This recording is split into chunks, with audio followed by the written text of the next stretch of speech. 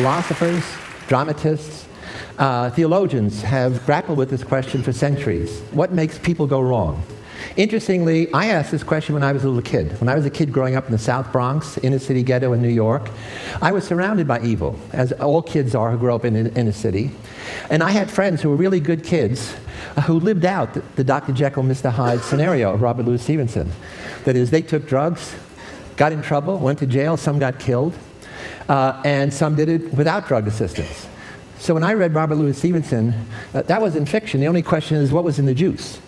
And more importantly, that line between good and evil, which privileged people like to think is fixed and impermeable, with them on the good side and the others on the bad side, I knew that line was immovable and it was permeable. Good people could be seduced across that line, and under some rare circumstances, bad kids could recover with help, with reform, with rehabilitation. So I want to begin with this wonderful illusion by Swiss artist M.C. Escher. If you look at it and focus on the white, what you see is a world full of angels. But let's look more deeply. And as we do, what appears is the demons, the devils in the world. And that tells us several things. One, the world will always be filled with good and evil, because good and evil is the yin and yang of the human condition. It tells me something else, if you remember. God's favorite angel was Lucifer. Apparently, Lucifer means the light. It also means the morning star in some scripture. And apparently he disobeyed God, and that's the ultimate disobedience to authority. And when he did, Michael the archangel was sent to kick him out of heaven along with the other fallen angels. And so Lucifer descends into hell, becomes Satan, becomes the devil. The force of evil in the universe begins. Paradoxically, it was God who created hell as a place to store evil. He didn't do a good job of keeping it there, though. So this arc of the cosmic transformation of God's favorite angel into the devil, for me, sets the context for understanding human beings who are transformed from good, ordinary people into perpetrators of evil. So the Lucifer effect, although it focuses on the negatives that people can become, not the negatives that people are, leads me to a psychological definition. Evil is the exercise of power, and that's the key. It's about power. To intentionally harm people psychologically, to hurt people physically, to destroy people mortally or ideas, and to commit crimes against humanity. If you Google evil, a word that should surely have withered by now, you come up with 136 million hits in a third of a second. A few years ago, I'm sure all of you were shocked, as I was, with the revelation of American soldiers abusing prisoners in a strange place, in a controversial war, Abu Ghraib in Iraq. And these were men and women who were putting prisoners through unbelievable humiliation. I was shocked, but I wasn't surprised, because I had seen those same visual parallels when I was the prison superintendent of the Stanford prison study. Immediately, the Bush administration, the military said what? What all administrations say when there's a scandal: don't blame us, it's not the system, it's the few bad apples, the few rogue soldiers. My hypothesis is American soldiers are good, usually. Maybe it was the barrel that was bad. But how am I going to deal with that hypothesis? I became an expert witness for one of the guards, Sergeant Chip Frederick, and in that position, I had access to the dozen investigative reports. I had access to him. I could study him, have him come to my home, get to know him, do psychological analysis to see was he a good apple or bad apple. And thirdly, I had access to all of the 1,000 pictures that these soldiers took. These pictures are of a violent or sexual nature. All of them come from the cameras of American soldiers. Because everybody has a digital camera, a cell phone camera, they took pictures of everything, more than 1,000. What I've done is I organized them into various categories, but these are by United States military police, Army reservists. They are not soldiers prepared for this mission at all. And it all happened in a single place, Tier 1A, on the night shift. Why? Tier 1A was the center for military intelligence. It was the interrogation hold. CIA was there, interrogators from Titan Corporation, all there, and they're getting no information about the insurgency.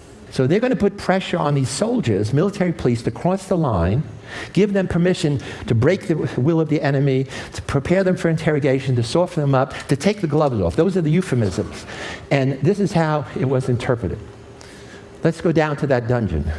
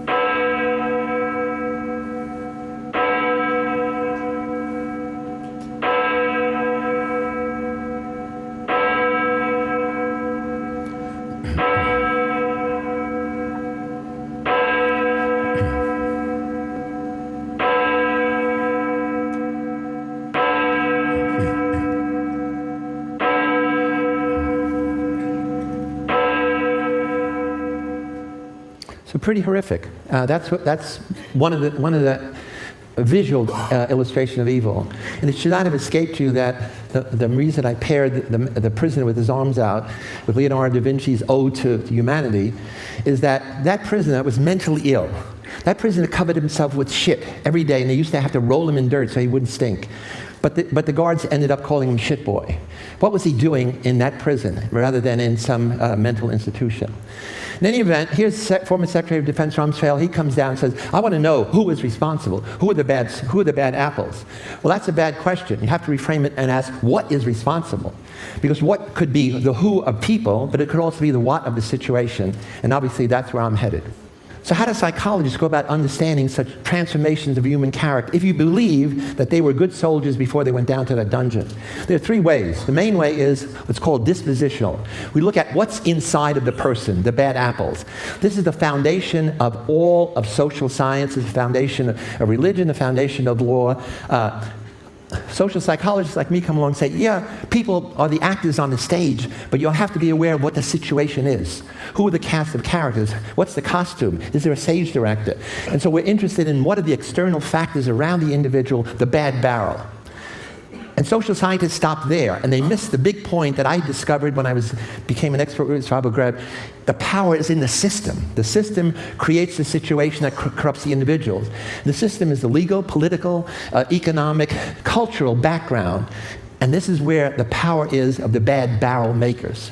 So you want to change a person, you got to change the situation. You want to change the situation, you got to know where the power is in the system.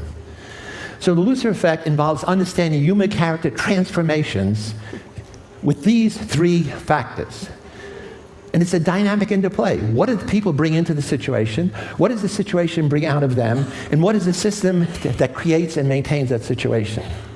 So my book, The Lucifer Effect, recently published, is about how do you understand how good people turn evil, and it has a lot of detail about what I'm going to talk about today. So Dr. Z's Lucifer Effect, although it focuses on evil, really is a celebration of the human mind's infinite capacity to make any of us kind or cruel, caring or indifferent, creative or destructive, and it makes some of us villains. And the good news story that I'm going to hopefully come to at the end is it makes some of us heroes. This is a wonderful cartoon in the New Yorker, which really summarizes my whole talk. I'm neither a good cop nor a bad cop, Jerome. Like yourself, I'm a complex amalgam of positive and negative personality traits that emerge or not, depending on the circumstances. This is a study some of you think you know about, but very few people have ever read the story. You watched the movie. This is Stanley Milgram, little Jewish kid from the Bronx, and he asked the question, could the Holocaust happen here, now? People said, no, that's Nazi Germany, that's Hitler. That's 1939. He said, yeah, but suppose Hitler asked you, would you electrocute a stranger? No way, not me, I'm a good person. He said, why don't we put you in a situation and give you a chance to see what you would do? And so what he did was he tested 1,000 ordinary people, 500 New Haven, Connecticut, 500 Bridgeport. And the ad said, psychologists want to understand memory. We want to improve people's memory, because memory is a key to success, okay? We're going to give you $5, $4 for your time. And he said, we don't want college students, we want men between 20 and 50, in the latest studies they ran women, ordinary people, barbers, clerks, white-collar people. So you go down, and one of you is going to be a learner, one of you is going to be a teacher. The learner is a genial middle-aged guy. He gets tied up to the shock apparatus in another room. The learner could be the middle-aged, could be as young as 20. And one of you is told by the authority, the guy in the lab coat, your job as teacher is to give this guy material to learn. Gets it right, reward him. Gets it wrong, you press a button on the shock box. First button is 15 volts. He doesn't even feel it. That's the key. All evil starts with 15 volts. And then the next step is another 15 volts. The problem is, at the end of the line is 450 volts. And as you go along, the guy is screaming, I got a heart condition, I'm out of here. You're a good person, you complain. Sir, who's going to be responsible if something happens to him? Experiment says, don't worry, I will be responsible. Go, continue, teacher. And the question is, who would go all the way to 450 volts? You should notice here, when it gets up to 375, it says danger, severe shock. When it gets up to here, there's triple X, the pornography of power. So Milgram asked 40 psychiatrists, what percent of American citizens would go to the end? They said only 1%, because that's sadistic behavior, and we know, psychiatry knows, only 1% of Americans are sadistic. Okay, here's the data. They could not be more wrong. 2/3 go all the way to 450 volts. This was just one study. Milgram did more than 16 studies. And look at this. In study 16, where you see somebody like you go all the way, 90% go all the way. In study 5, if you see people rebel, 90% rebel. What about women? Study 13, no different than men. So Milgram is quantifying evil as the willingness of people to blindly obey authority, to go all the way to 450 volts. And it's like a dial on human nature. A dial in the sense that you can make almost everybody totally obedient, down to the majority, down to none. So what are the external parallels? All research is artificial. What's the validity in the real world? 912 American citizens committed suicide or were murdered by family and friends in Guyana jungle in 1978 because they were blindly obedient to this guy, their pastor, not the priest, their pastor, Reverend Jim Jones.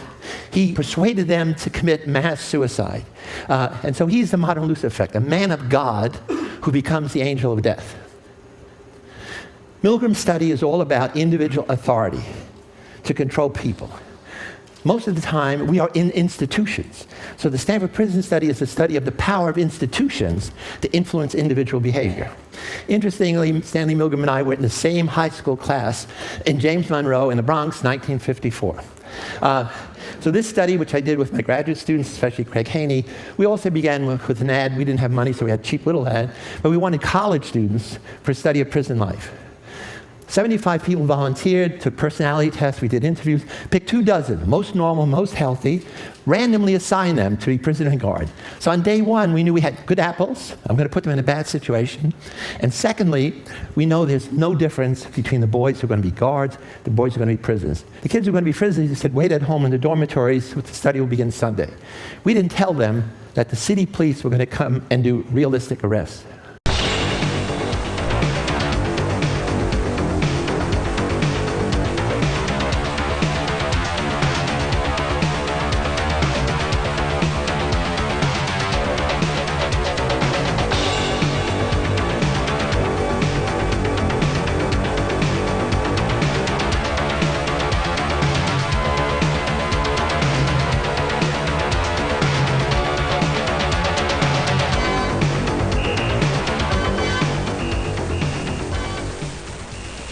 Police car pulls up in front, and a cop comes to the front door and knocks and says he's looking for me. So they, right there, they took me out the door. They put my hands against the car. It was a real cop car. It was a real policeman, and there were real neighbors in the street who didn't know that I was. This was a experiment, and there was cameras all around and neighbors all around. They put me in the car. Then they drove me around Palo Alto. They took me to the police station, the basement of the police station.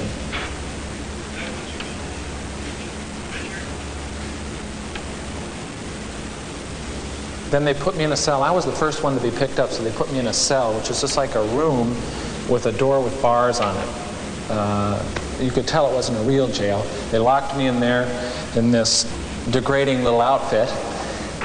They were taking this experiment too seriously. Here are the prisoners who are going to be dehumanized. They're going to become numbers. Here are the guards with the symbols of power and anonymity. Guards get prisoners to clean the toilet bowls out their bare hands, to do other humiliating tasks. They strip them naked. They sexually taunt them. They begin to do degrading activities, like having them simulate sodomy. You saw simulating fellatio in Soldiers in Abu Ghraib. My guards did it in 5 days.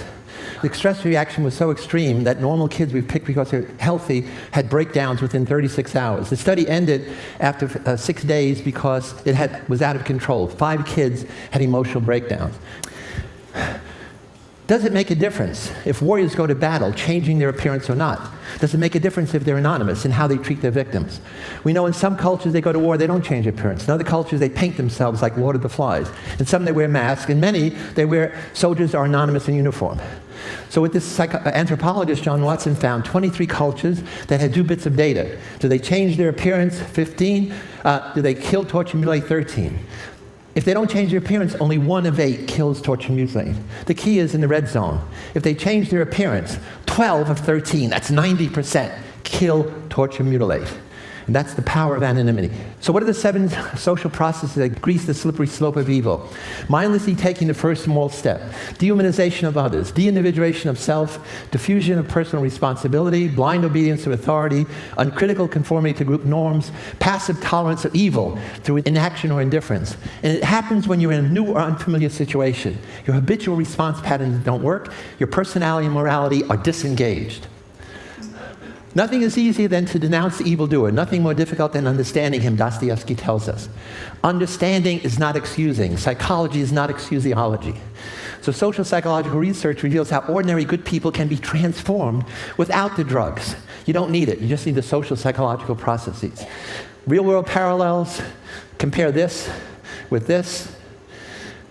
James Schlesinger, and I'm going to have to end with this, says, psychologists have attempted to understand how and why individuals and groups who usually act humanely can sometimes act otherwise in certain circumstances. That's the Lucifer effect. And he goes on to say, the landmark Stanford study provides a cautionary tale for all military operations. If you give people power without oversight, it's a prescription for abuse. They knew that and let that happen.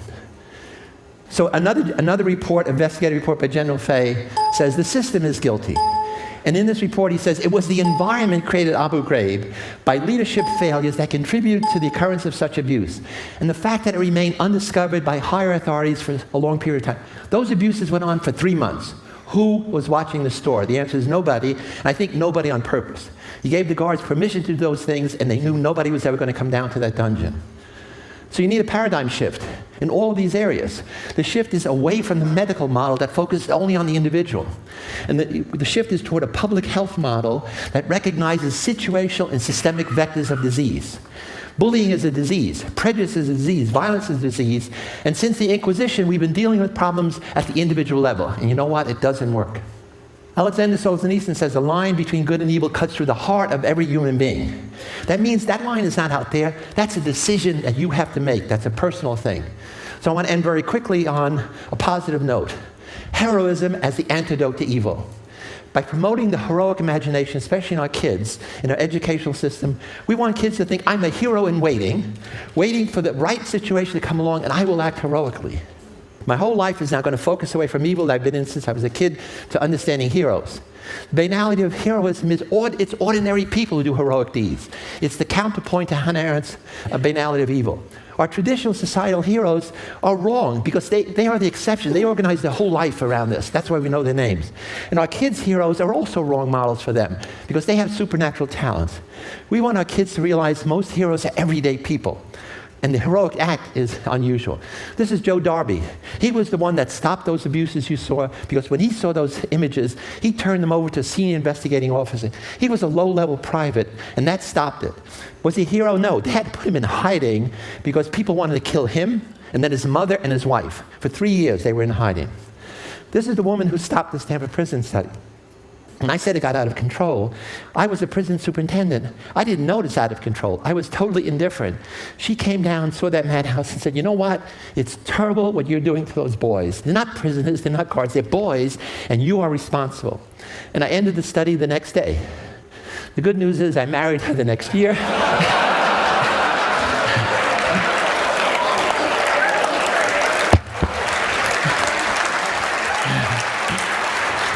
I just came to my senses, obviously. So situations have the power to do the same, but the point is, it's the same situation that can inflame the hostile imagination in some of us that makes us perpetrators of evil, can inspire the heroic imagination in others. It's the same situation, and you're on one side or the other.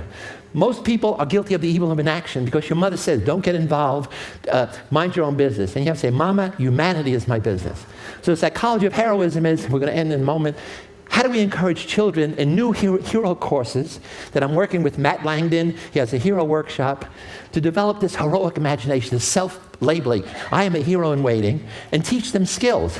To be a hero, you have to learn to be a deviant because you're always going against the conformity of the group. Heroes are ordinary people whose social action is extraordinary, who act The key to heroism, two things. You have to act when other people are passive. B, you have to act sociocentrically, not egocentrically.